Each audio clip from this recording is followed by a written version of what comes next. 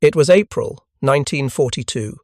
The morning air hung heavy with humidity over New Orleans, the Mississippi sluggish and golden beneath the rising sun. In the Higgins Industries shipyard, the day began like any other, yet the tension was palpable. Steam hissed from welding torches, rivets pounded like drums on metal hulls, and the sharp smell of oil mixed with fresh steel, creating an aroma that clung to the workers' clothes and hair. Along the piers, LST hulls lay like sleeping giants, massive grey shells of war, waiting for one feature that seemed impossible, a ramp that could deploy swiftly enough to allow men, vehicles, and artillery to disembark under enemy fire. Every yard hand, foreman, and inspector knew the stakes. This was not a project for minor errors or cautious experimentation. The lives of hundreds, possibly thousands, of Allied soldiers would one day depend on the reliability of these ramps. Before we jump back in, tell us where you're tuning in from, and if this story touches you, make sure you're subscribed because tomorrow I've saved something extra special for you. For months, military engineers had struggled to find a solution.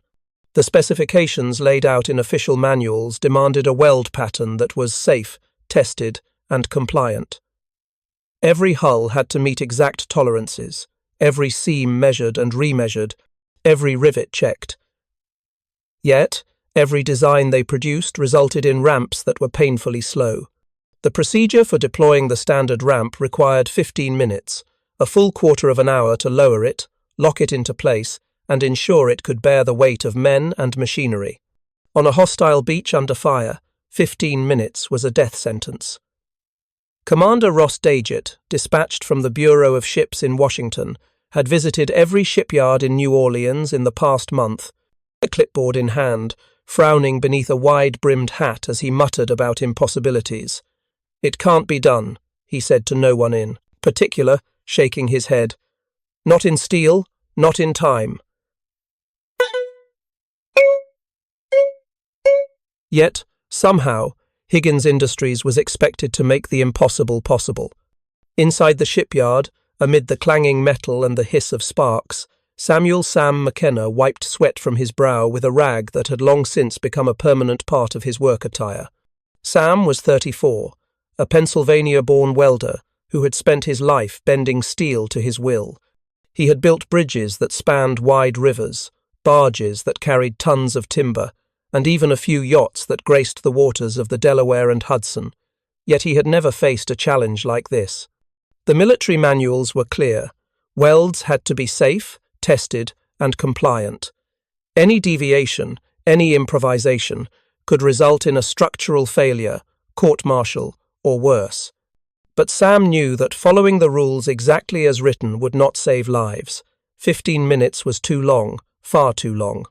The soldiers who would someday depend on these LSTs could not afford to wait. Sam leaned over the blueprints spread across a workbench, his fingers tracing the outlines of the ramp as if coaxing the solution from the lines of ink. "They don't know steel like I do," he muttered under his breath, the words almost lost amid the cacophony of the shipyard. His mind raced through calculations, stresses, load distributions, and angles of force that the engineers in Washington had dismissed as theoretical. He envisioned a pattern no one had approved, a weld that textbooks insisted was dangerous. It would channel stress differently, flex under weight, and absorb shock in a way conventional seams could not. Nearby, his colleagues watched him with a mixture of awe and fear. Joe, a grizzled veteran of shipyards with hands like hammers and arms like iron, shook his head. "You'll get court-martialed, Sam," he said, voice gravelly from years of shouting over metalwork. "Nobody in Washington is going to approve something like that. You'll be hung out to dry." Sam smiled, a thin line that betrayed neither arrogance nor fear, only conviction. "I'll get the ramp down in a minute and a half. Watch," he said simply, returning his attention to the steel before him. His torch hissed, molten metal dancing as he began laying the first bead.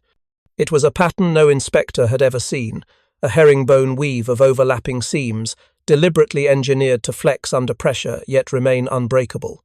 Sparks flew like fireflies caught in the sunlight, illuminating the sweat-streaked faces of the men around him. As the hours passed, Sam moved methodically, each stroke of the torch deliberate, each connection precise. He consulted scraps of steel, tapping, bending, and testing as he went. Occasionally, he would glance at the clock, counting minutes in his head, imagining the moment when a full-loaded ramp would deploy under the pressure of real combat. Around him, the shipyard continued its usual rhythm. Rivets fell, hammers being struck. Men shouted instructions, but Sam was in a world of his own. He thought of the soldiers who would someday run across the beach, tanks and jeeps clattering behind them, and he felt the weight of responsibility settle like lead in his chest. By late afternoon, the first test was ready. The LST, hull number 218, rested in shallow water off Lake Pontchartrain. Sam and a small group of engineers approached, their faces tight with anticipation. Commander Dadgett was present, clipboard in hand, frowning beneath his hat as he surveyed the ramp with doubt in his eyes. "If this fails, you realize the consequences, McKenna," he said, voice low but sharp, carrying the weight of Washington's disapproval. Sam nodded. "It won't fail," he replied, a quiet certainty in his tone. "Just watch." The crowd held its breath as the LST edged closer to the makeshift beach. Soldiers in full gear waited on deck, their boots clanking against steel, rifles and artillery stacked. Nearby, Sam had calculated every angle, every hinge, every seam. The torch's herringbone weld would have to hold, flexing in ways no other ramp had ever done. With a gentle command from the officer in charge, the ramp began to lower. At first, it seemed hesitant, creaking as if uncertain of its own strength. Then, like a miracle born of fire and steel, the ramp dropped fully into place. The process had taken 90 seconds, not 15 minutes. The crowd erupted in disbelief. Engineers and sailors alike stared at the ramp, then at one another.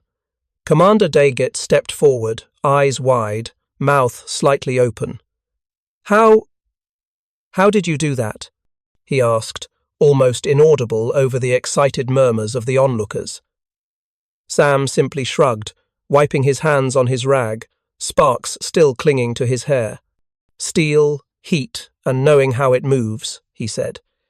It was the kind of simplicity that made generals uncomfortable. They were trained to follow procedure, to respect manuals, to defer authority. Sam had defied all three. Word of the success travelled quickly through the shipyard, then to Washington, and eventually to the front lines. Other yards began to replicate Sam's herringbone pattern, though few dared admit openly that they were violating regulations. The Navy's inspectors scratched their heads, muttered complaints, and eventually learned to ignore the anomaly. After all, the lives saved by these ramps were tangible, undeniable, and immediate. By the end of the week, LSTs bearing Sam's illegal welds were being sent to training grounds along the Gulf Coast. Simulated beach assaults demonstrated the same astonishing results. Ramps that once required 15 minutes to deploy now descended in a minute and a half. Soldiers practiced rushing across the steel, jeeps rolled down the ramps without hesitation, and artillery crews maneuvered their pieces with newfound efficiency. Each trial reinforced the truth. What the military had considered impossible was now reality, all because one man had trusted his knowledge, experience, and instincts over a manual that could not foresee war's true demands. As Sam moved from one hull to the next, supervising and training younger welders, he reflected on the stakes. He was well aware that an error in calculation could mean catastrophe, that a single flawed seam might end lives instead of saving them. Yet he also knew that rigid adherence to regulations, blind obedience to outdated procedure, could cost far more. The herringbone pattern, illegal though it was, represented a balance of science and intuition, craft and courage.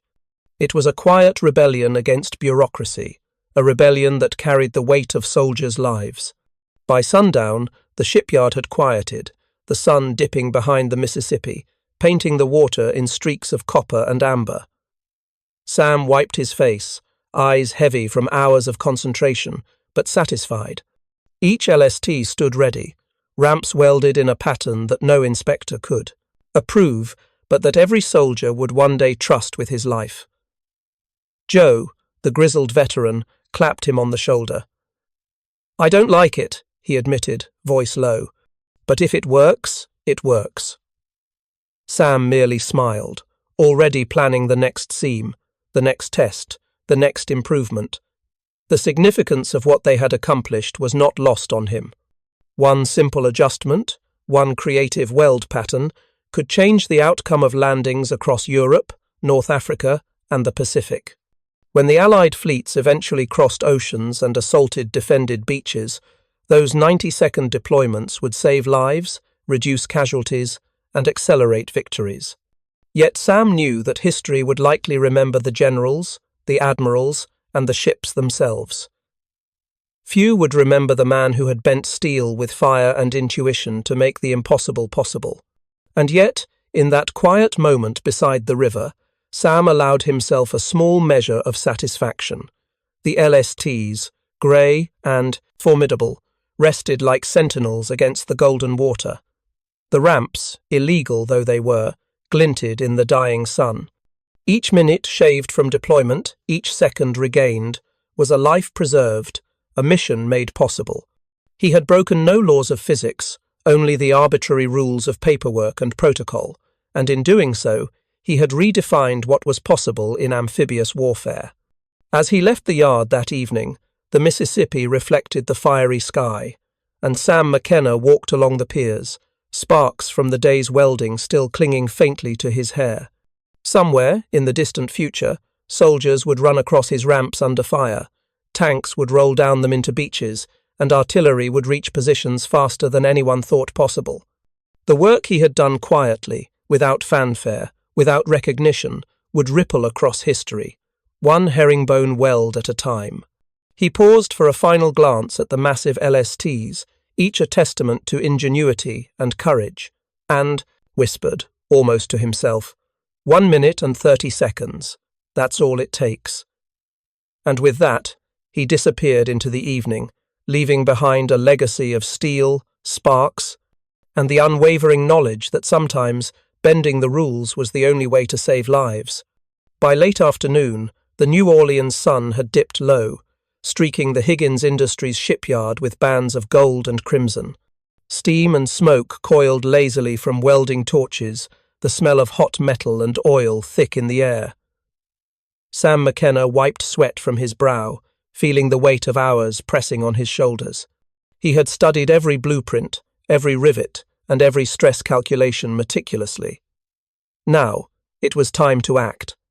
The plan was audacious, perhaps even insane, yet simple in his mind.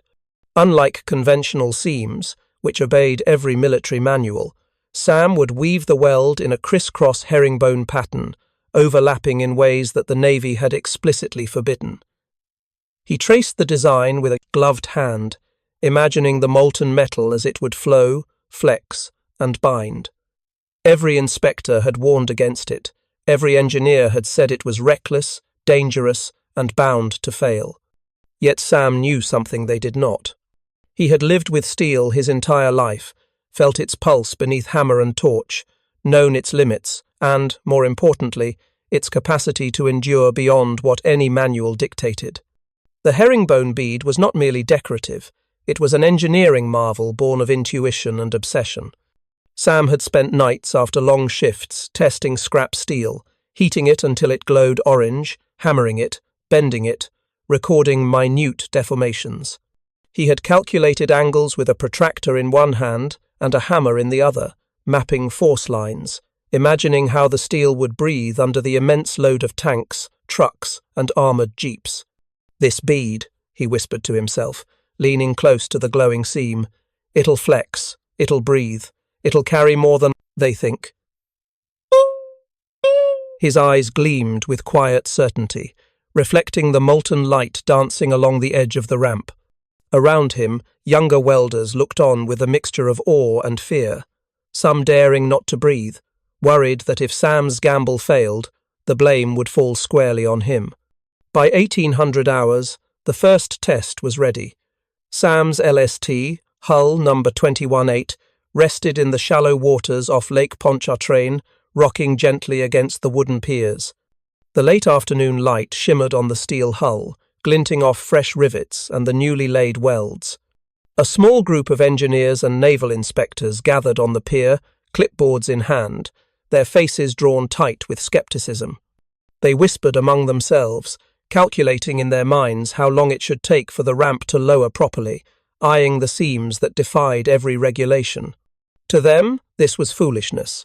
To Sam, it was the culmination of months of observation, experimentation, and quiet, rebellion against bureaucratic limitations. The ramp deployment commenced with a simple command, the hydraulic mechanism groaning as it began to move. At first, the metal hesitated, hanging stubbornly as though testing its own strength. A low creak ran along the hinges, and a ripple of unease ran through the observing engineers. Sam's jaw tightened, eyes focused, hands clenched by his sides. He had expected the resistance. The steel needed to settle, to engage the bead fully. Then, with a sharp metallic ping, the ramp dropped completely, gliding into position with astonishing speed. The entire operation had taken 90 seconds. 15 minutes had become 1.5. The engineers froze, some mouths agape, some scribbling furiously on their clipboards as if the numbers would vanish if not recorded immediately. Commander Ross Dargett stepped forward, eyes wide, face shadowed beneath the brim of his hat, still attempting to process the impossible. He asked, his voice barely audible over the ambient hiss of steam and the gentle lapping of the water. Sam wiped his hands on a rag and shrugged, the action casual, almost dismissive, yet full of quiet authority. Just steel, heat, and knowing how it moves, he replied simply. There was no arrogance in the tone, only the certainty of a man who had spent his life understanding metal in a way that rules and regulations could not teach. The military scribes, tasked with documenting every experiment, recorded the time meticulously. The report would later show the impossibility. A ramp previously considered impossible to deploy in less than 15 minutes had dropped in 90 seconds. Yet there was no cheering, no applause. This victory was quiet, almost furtive, for the method was illegal. Any formal report would have prohibited it outright. No higher authority would officially sanction a procedure that defied the Navy's regulations, no matter how effective it proved. Sam did not care. Lives depended on this innovation. Each second shaved from deployment could mean the difference between survival and massacre on distant beaches where soldiers would face enemy fire, sand, and water. As the ramp rested fully extended, soldiers in full gear mock infantry for the test ran across it, their boots clanging against the steel. Jeeps rolled down smoothly. Artillery pieces clattered into position without hesitation. Each test demonstrated the principle Sam had relied upon. The herringbone bead was flexible under weight, dispersing stress across the seam in a way the rigid, approved welds could not. It breathed under pressure, absorbed shocks, and maintained the integrity of the ramp even as heavy loads shifted across it. The engineers could not deny the results, though many refused to smile or acknowledge the ingenuity in public. For Sam, that acknowledgement was unnecessary. The proof was in the motion, in the steel itself, in the life-saving potential of a ramp that deployed faster than any manual claimed possible. By evening, as shadows lengthened across the shipyard and the first stars appeared faintly in the sky, Sam supervised additional tests. LST after LST underwent deployment trials, each one reflecting the same astonishing outcome. 90 seconds, not 15 minutes. Young welders practiced the herringbone bead under his careful supervision, replicating the pattern with tremulous hands. Sam corrected mistakes silently, gesturing with a torch, demonstrating angles with a hammer. The rhythm of the work was almost meditative, a mixture of art and science, fire and steel, intuition and calculation. He could see in the eyes of his apprentices the spark of comprehension, the moment they realized that rules were guidelines, not laws, and that ingenuity often required stepping beyond what was formally allowed. Yet the weight of secrecy remained heavy. Any formal report that included the method would condemn it as an illegal procedure.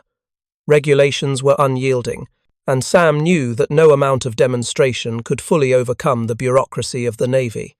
The victory, though tangible, was shadowed by the knowledge that if someone higher up discovered the method and deemed it unauthorized, the consequences could be severe. But Sam's concern was not for himself. It was for the men who would someday storm beaches under fire, who would rely on a ramp to descend safely, quickly, and reliably. He imagined them in Normandy, in the Pacific, in North Africa, soldiers and marines, whose lives might hinge on the very seams he had forged with sweat, steel, and stubborn defiance. Sam walked along the edge of the pier, hands behind his back, observing the ramps one last time as night fell. The Mississippi reflected the crimson and orange of sunset, turning the water into molten copper.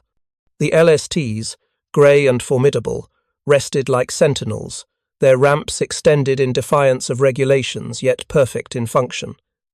Each metallic ping of a dropped ramp, each flex under weight, resonated with the quiet satisfaction of a job done not for recognition but for necessity. The herringbone bead was not just a weld, it was a lifeline, a small but vital intervention that could save hundreds of lives in moments of chaos. In the quiet, Sam allowed himself a rare smile.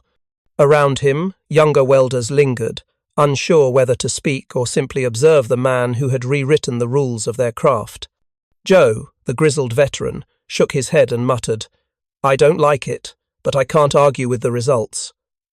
Sam only nodded, turning back to examine another seam, torch in hand, already envisioning improvements, tweaks, and refinements.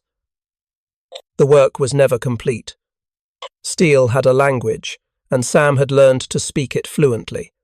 Each weld told a story, and this story was only beginning.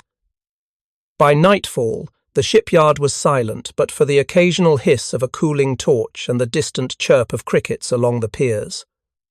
The ramps remained extended, proof of concept visible to any who dared inspect them. Sam stood alone for a moment, the glow of molten metal still lingering faintly in his memory, imagining the day these ramps would descend under fire, saving soldiers who could never know the man who had risked his reputation, career, and perhaps even his life to make such a feat possible. He thought of the beach landings yet to come, of Normandy and Tarawa, of Leyte and Sicily. In his mind's eye, he could see the ramps lowering under enemy fire, jeeps and artillery surging down, soldiers sprinting to cover, the process taking 90 seconds instead of 15 minutes.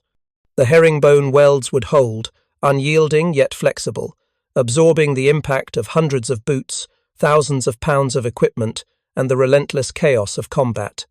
Each test at Lake Pontchartrain was a rehearsal for a real war, and Sam had engineered victory in miniature. Before leaving for the evening, Sam traced the molten seam one last time, with a gloved hand, feeling the heat and solidity, the strength and subtle flex. 90 seconds, he whispered, almost reverently. That's all it takes. He knew that no report could fully capture what he had done. The Navy might never officially approve the method. Inspectors might continue to frown at the schematics and demand changes. But Sam did not need approval. The steel itself, the tests, the soldiers' eventual reliance, that was approval enough. One bead, forbidden though it was, had rewritten the limits of possibility. As he walked away from the pier, sparks from the day's welding clinging faintly to his jacket, Sam allowed himself a moment of quiet pride. Not for glory, not for recognition, but for lives that might one day depend on the work he had completed in defiance of regulations, armed only with intuition, experience, and a willingness to trust what he knew steel could do. The LSTs waited, ready for the war that loomed on distant shores, each, 90-second deployment, a small but critical victory, born from one man's forbidden bead. Weeks later, the mist hung thick over the shoreline, pale grey tendrils curling along the sand like spectral fingers. It was early dawn, and the rising sun struggled to pierce the fog, casting a dim, diffused light across the testing ground. The first LST, hull number 25-7, moved slowly through the shallow water, its massive grey hull slicing through the gentle waves of the Atlantic. On board, soldiers adjusted their gear, boots shifting nervously on wet metal decks, rifles clutched tightly as if anticipating the impossible. Jeeps and tanks rattled against the steel floor, the clanging echo amplified by the cavernous interior of the ship. Each man knew, vaguely, that this was a test, that they were not yet in combat, yet the tension was no less real. Every nerve in their bodies was tuned to the slightest motion, every heartbeat thundering like a drum announcing judgment. Sam. McKenna and his team waited on the shoreline, cloaked in the fog, their eyes fixed on the approaching vessel. Sam, 34 years old, stood with arms crossed, the early chill biting through his work jacket, but he barely noticed. Every detail of the ramp, every crisscross herringbone bead he had welded, every calculation of stress and flexing, rested on the success of this moment. Beside him, Joe, the grizzled veteran of 52, chewed on a cigar, eyes narrowed, skepticism etched into every line of his face. Yet even he could not deny the quiet thrill rising in his chest. The younger welders, barely out of their teens, fidgeted nervously, glancing from Sam to the ramp as if expecting it to collapse under its own weight. On board, the officer in charge, Lieutenant Harold Mercer, shouted orders over the fog and engine noise. "Ready the ramp!" His voice was authoritative, clipped, and carried a tension that mirrored the soldiers' unease. The conventional crew scrambled to follow standard procedure, fumbling with hydraulic levers, checking safety locks, and consulting clipboards. Their efforts, though precise, were painfully slow. The 15-minute protocol stretched agonizingly, each second amplified by the pounding hearts of all who watched. Sweat beaded on foreheads, hands shook, and muttered curses punctuated the foggy air. Time seemed suspended, caught in the gap between expectation and reality. Then, the LST equipped with Sam's welded ramp surged forward. The bow pressed into the wet sand, the hull shuddering slightly as the weight shifted forward. The difference was immediate. The herringbone weld, illegal though it was, flexed under pressure in a way textbooks had never accounted for. The molten steel channels, overlapping in forbidden patterns, absorbed the shock, distributing force evenly along the seam. With a metallic ping and a smooth creak, the ramp snapped perfectly into place, extending from bow to beach with a precision that defied every inspector's warning. Preparing and narrating this story took us a lot of time, so if you are enjoying it, subscribe to our channel. It means a lot to us. Now back to the story. The first tank rolled down the ramp, its treads churning sand effortlessly, obeying the seamless path that Sam had engineered. Soldiers followed, sprinting with disciplined coordination, rifles slung or held tight, boots kicking up plumes of sand that hung like smoke in the pale morning light. Artillery pieces, heavy and unwieldy, slid down next, guided by men who marvelled at the ease with which gravity seemed to cooperate with the ramp, rather than resist it.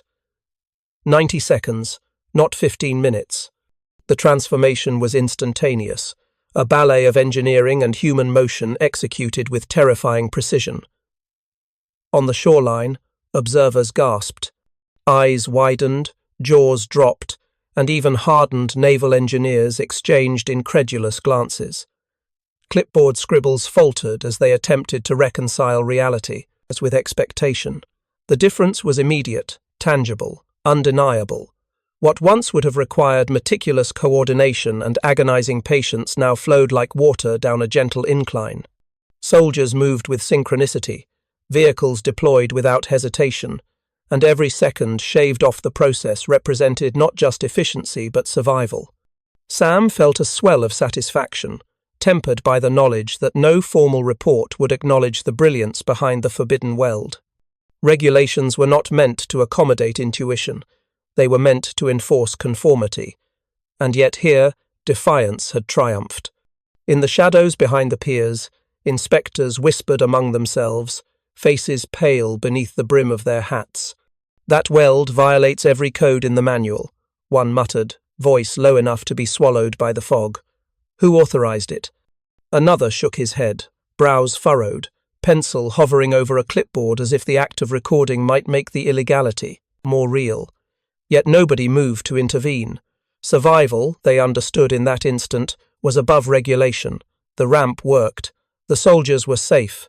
And in the brutal calculus of war, that mattered more than any code. Sam, standing a few yards from the water, allowed himself a small, private smile.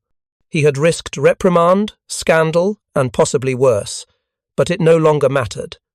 The proof was in the motion, the perfect, unyielding drop of the ramp, the seamless movement of men and machines. He could almost hear the steel itself humming in approval, each bead of the herringbone weld singing a silent song of resilience. Beside him, Joe lit a second cigar, exhaling smoke that merged with the mist, a quiet acknowledgement of victory in the face of skepticism. The younger welders, wide-eyed and trembling, dared to exchange glances, understanding finally that the rules they had been taught were not always infallible, and that sometimes survival required ingenuity beyond protocol. As the LST completed its unloading, Sam's mind travelled to distant beaches where this innovation might one day save lives. Normandy, Tarawa, Sicily, and Leyte, places where chaos and fire would meet men and machines in mortal struggle. He imagined the soldiers running down the ramp under enemy fire, tanks rolling in formation, artillery ready to respond without hesitation. 90 seconds could mean the difference between life and death, victory and defeat, chaos and order. The forbidden weld had become a lifeline, and Sam, though anonymous to the men it would protect, was content with that invisibility. Recognition was not the goal, survival was. Lieutenant Mercer, still standing on the deck of the LST, finally allowed himself a slow exhale. He glanced at the ramp, then down at the soldiers flowing like a well-oiled machine onto the beach, and shook his head in disbelief. "I've never seen anything like it," he muttered, mostly to himself. He scribbled notes furiously, though he knew that the official language would never capture the true innovation. The reports would state efficiency gains, numbers, statistics, but they would never explain the intuition, the craftsmanship, or the quiet genius of the man who had defied the rulebook. The fog began to lift as the sun climbed higher, revealing the full scale of the operation.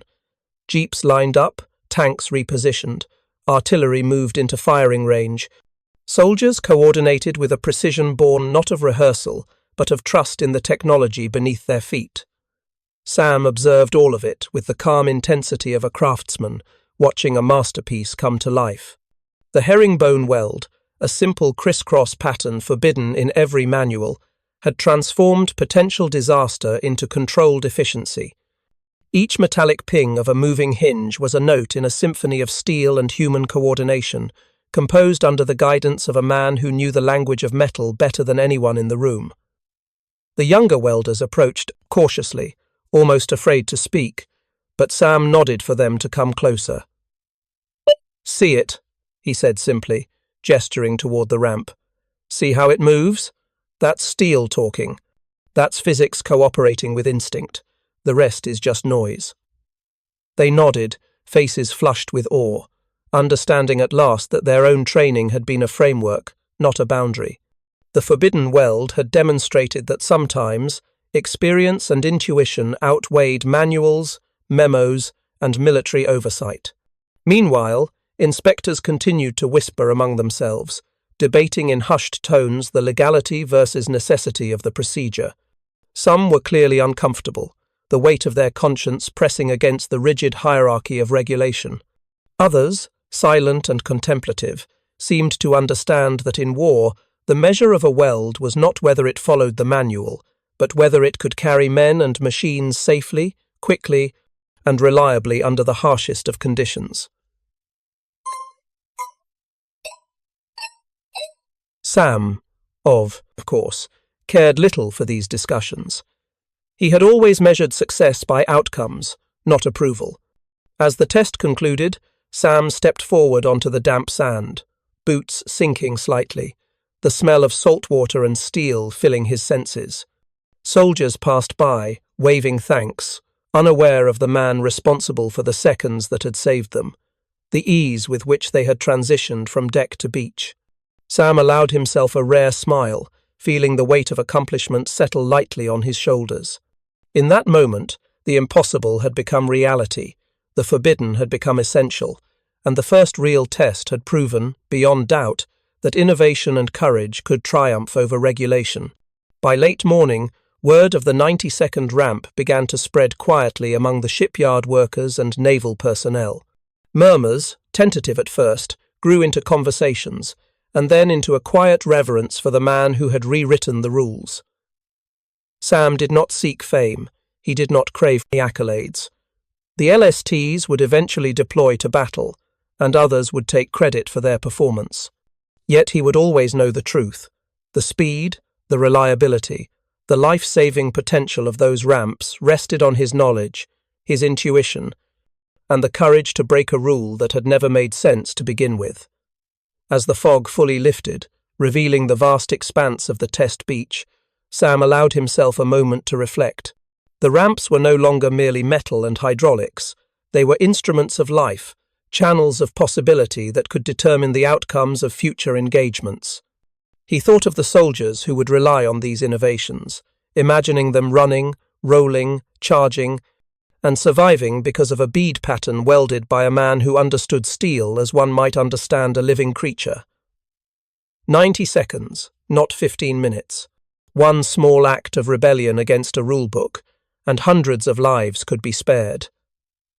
The sun rose fully, casting golden light over the water, the sand, and the LSTs that now seemed almost majestic in their silent efficiency. Sam took a deep breath, feeling the crisp morning air fill his lungs. Around him, the crew and apprentices worked quietly, some still in awe, some still skeptical, but all changed in some subtle way by what they had witnessed. History, he knew, would rarely record the names of men like him, yet the impact of his work would ripple through battles yet to come, through beaches yet to be stormed, through soldiers who would never know the identity of the man who had made their survival possible. Sam turned away from the test beach, boots crunching in wet sand, sparks of early sunlight catching on rivets and metal. He had done what others said could not be done. The first real test had succeeded. The forbidden bead had held, flexed, and carried the weight of men and machines alike. 15 minutes had become 90 seconds, and the calculus of survival had changed forever. For Sam McKenna, 34 years old, from a small steel town in Pennsylvania, this was victory not recorded in medals or commendations, but in the quiet certainty that he had made a difference, that the lives of countless soldiers now rested in the strength and ingenuity of a single, forbidden weld. The technique spread like a quiet whisper through Higgins Industries, carried by word of mouth and hands stained with soot, steel, and determination. Sam McKenna, 34 years old, stood in the center of the bustling shipyard, his eyes scanning the workshops where sparks flew like tiny meteors and molten steel hissed as it met cold metal. He had begun training teams of welders on the forbidden herringbone pattern, demonstrating patiently how to control the flow of molten steel so the ramps would bear immense loads, yet flex under the violent shock of impact. Each lesson was a dance of precision and intuition. The welders' gloves scorched, their faces smeared with grime, yet their eyes shining, with comprehension as Sam traced the seam with a stick of chalk, explaining how every crisscrossed bead channeled stress in a way manuals had claimed impossible. Young men barely out of their teens watched him intently, notebooks in hand, sketches of ramps sprawled across pages, trying to commit to memory the rhythm of the bead, the angle of the weld, the subtle bend that allowed a ton of steel to flex without fracture. By mid-1943, the quiet revolution had become impossible to ignore. LSTs lined the piers, their grey hulls reflecting the sun in sharp flashes, each one retrofitted with Sam's herringbone ramps. The sound of welding torches, once routine and unremarkable, now carried with it a sense of purpose, urgency, and inevitability. Commanders from various Allied commands began requesting specific ships, though no official record mentioned the reason. Engineers on the docks whispered of a miracle ramp, a device that could deploy tanks, jeeps, and artillery in minutes, rather than nearly a quarter of an hour. Each ship that left New Orleans carried not just steel and machinery, but the confidence born of ingenuity, the promise of lives saved, and the silent rebellion of a man who understood that the rules were sometimes obstacles, not guides. Reports began trickling in from distant theatres of war, first cautiously, then with increasing excitement. North Africa, Sicily, and Italy received the upgraded vessels, each landing operation benefiting from the efficiency of Sam's invention. Soldiers noted that tanks hit the beach almost before the first bursts of artillery fire had fully settled. Infantry moved inland faster, coordinating with armoured divisions with a fluidity previously thought impossible. Casualties were measurably reduced, and commanders, while hesitant to question procedure, marvelled at the speed and efficiency of the offloading. Officially, the Navy continued to classify the weld pattern as unauthorized. In manuals and reports, there was no mention of the herringbone technique, no record of its creator. It remained a secret among shipbuilders and marine engineers, a quiet triumph hidden beneath the weight of regulation and bureaucracy. Yet every soldier, every tank commander, every officer on those beaches benefited from it, even if they never knew its origin. Sam never sought fame, accolades, or medals. He walked the piers with quiet dignity, moving among younger welders as they bent over ramps, guiding their hands, correcting angles, offering subtle adjustments that only years of experience could teach. Sometimes he would pause, staring at the hulks of LSTs resting in the water, imagining each one sailing toward distant beaches, Normandy, Sicily, or the Philippines, their ramps flexing perfectly under the weight of men and machinery.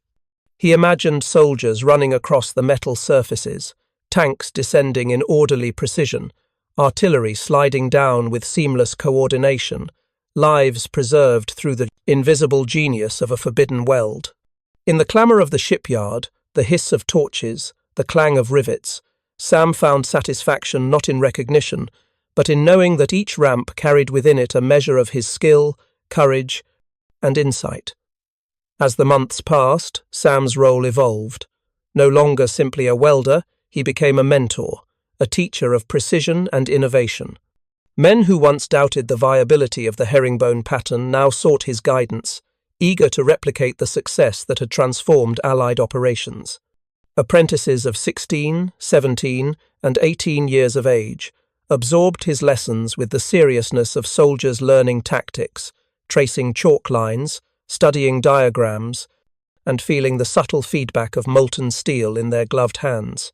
Sam would demonstrate a weld, then step back, letting them try, correcting minor deviations, emphasizing patience, rhythm, and intuition. Each success built confidence, each mistake became a lesson. In this way, the knowledge spread, quietly but inexorably, through workshops and docks across New Orleans, until no ship left port without at least one ramp crafted under the guidance of Sam McKenna's principles. The warfront benefited in ways that were immediate and profound. Reports from commanding officers described tanks arriving on the beaches faster than artillery could be set up, infantry advancing with precision, and supply chains that once staggered under delay moving seamlessly. Every second saved on the ramp meant another soldier moved to cover, another artillery shell ready. Another wounded man reached before it was too late. Casualties were lower, operations more coordinated, and the tempo of engagements heightened. And yet, in all formal documents, there was no acknowledgement of the man behind the innovation. The Navy continued to classify the weld as unauthorized, leaving Sam's genius unrecorded in official history, known only to the shipbuilders who implemented it and the soldiers, who unknowingly depended upon it. Sam's thoughts often drifted to the men whose lives would intersect with his work. He imagined a young sergeant stepping onto the ramp at dawn, sand between his boots, eyes wide with anticipation, tanks rumbling behind him, artillery pieces sliding with terrifying efficiency. He imagined the chaos of combat, the screams, the smoke, the fire, and the fear, and he felt a quiet satisfaction in knowing that his ramps had offered a measure of control in that chaos. Survival, he understood, was measured not in medals, but in moments. 90 seconds, 15 minutes, the difference between life and death, between retreat and victory, this was the true measure of his work. The shipyard itself transformed under the quiet revolution. Managers and supervisors, once skeptical, began to accept the efficacy of Sam's methods, though official reports remained unchanged. LSTs, each bearing the signature of the herringbone weld, moved from construction to launch with unprecedented efficiency. Welders worked with precision, understanding that their craft was now both art and science, guided by the intuition of a man who knew steel like few others. The atmosphere was charged with purpose. Sparks flew, metal sang under the torch, and every clang, hiss, and ping echoed with the knowledge that these vessels carried more than men and machinery. They carried the hope of lives preserved through innovation, courage, and silent defiance. By late 1943, the impact of the unauthorized weld was unmistakable. Landings that once would have been measured in harrowing hours were now completed in a fraction of the time. The tempo of campaigns accelerated. Strategic objectives were achieved faster. Coordination between infantry, armor, and artillery improved, and morale among soldiers rose. Commanders marveled at the speed and effectiveness of the operations, even as they puzzled over the technical details. In the field, men often credited luck, coordination, or divine intervention, never suspecting the quiet genius behind the ramp that had carried them safely to shore. Despite the scale of impact, Sam remained grounded. He continued to walk the piers daily, guiding apprentices, inspecting ramps, and refining techniques quietly. He spoke to no reporters, sought no commendations, and avoided the limelight. His satisfaction came from the craft itself, from the knowledge that his work was being used to save lives across the world, and from the silent pride of knowing that ingenuity had triumphed over bureaucracy. Every day, he observed the results of his work, the ships leaving port, the apprentices growing in skill, the quiet efficiency of a system he had helped transform. In each instance, he saw proof that bending rules for the greater good could create outcomes more profound than adherence alone ever could. The men he trained carried his lessons forward, spreading knowledge from dock to dock, city to city. By the time Allied forces prepared for operations in the Philippines, the herringbone ramp had become an invisible standard, a silent legacy embedded in every hull that touched the water. Sam's methods were never formally sanctioned, yet their effectiveness was indisputable. Across oceans and continents, soldiers advanced with confidence, tanks rolled with precision, and artillery pieces were deployed with speed. All of this owed itself to the labor, insight, and courage of one man who had understood that steel, like life, sometimes required a measure of flexibility and imagination. Even as the war progressed, Sam's thoughts remained on the men he had never met, whose lives he might influence through his work. He envisioned beaches far from New Orleans, soldiers pressing forward under the sun, engines roaring, metal creaking under load, ramps flexing exactly as they should. He imagined the chaos of battle made manageable, the frantic movement of men and machines rendered orderly through his craft. In these moments, he felt the quiet pride of purpose fulfilled, knowing that in a world dominated by rules, regulations, and bureaucracy, innovation had found a way to assert itself, saving lives without fanfare or recognition. Walking along the piers at dusk, Sam sometimes paused, letting his eyes rest on the grey hulks of the LSTs silhouetted against the setting sun. He could almost hear the distant echo of troops running down his ramps, the subtle metallic pings, the rush of coordinated movement across steel and sand. It was enough. Fame was irrelevant.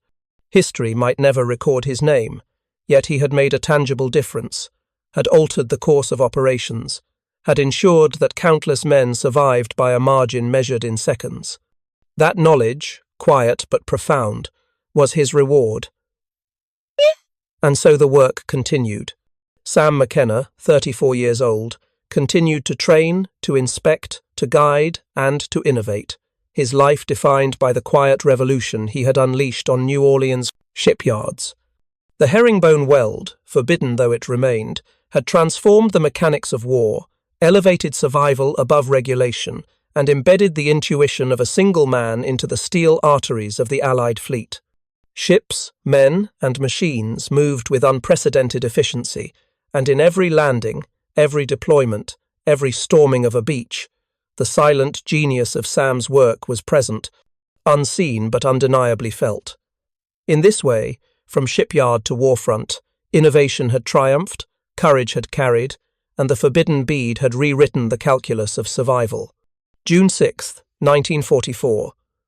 Normandy. The invasion fleet stretched across the horizon, steel hulks bristling with men, vehicles, and artillery.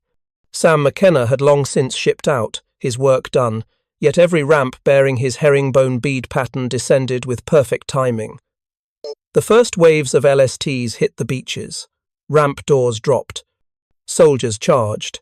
Tanks, jeeps, and artillery rolled onto the sand. 90 seconds, not 15 minutes. Every heartbeat counted. Artillery crews gained cover faster. Infantry coordinated attacks inland. Casualty numbers were lower than intelligence had predicted. Commanders would later marvel at the unusual speed of deployment, unaware the secret lay in a small, unauthorized weld pattern applied by a welder in New Orleans. The success of the landings accelerated the liberation of France. Subsequent amphibious operations from southern France to Okinawa benefited from this innovation. Sam's welds were everywhere, an invisible, quiet backbone to victory, carrying men and machines safely through the fire of war. Years later, Sam McKenna returned to the now peaceful shipyard. The piers were empty, save for a few rusting hulks and seagulls wheeling over the Mississippi. He ran his hand along the metal of a ramp, worn smooth by decades of salt water, sun, and history. No plaque bore his name. No history book highlighted the herringbone pattern that had saved countless lives. But he smiled anyway. Every time a soldier stepped off an LST safely, every time a jeep rolled onto sand without delay, a small part of him lived on. He remembered Commander Dajet's wide-eyed look that April afternoon of 1942. "How?" the commander had asked. Sam's simple answer echoed, "Just steel, heat, and knowing how it moves." History remembered battles, generals, and ships.